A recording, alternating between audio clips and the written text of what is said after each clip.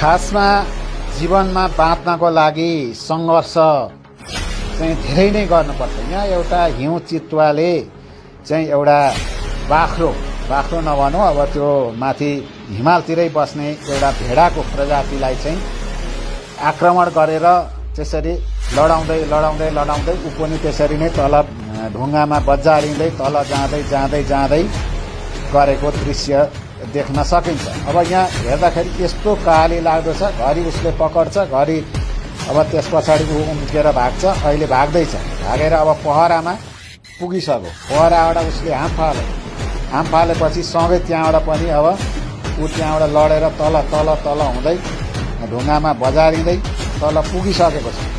अब पुगिसकेपछि चाहिँ अब त्यो कहाँ पुग्यो भन्ने चाहिँ अहिले देखिँदैन।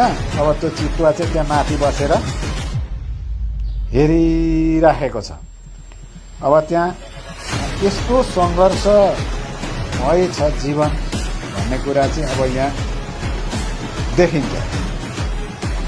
अब त्यहाँ नदेखिसकेपछि उसले चाहिँ त्यहाँ हेर्दैछ, कता गयो भनेर हेर्दैछ। हेरेपछि एकछिनमा उसले तल देख्छ, देख्न चाहिँ, तर अब के भयो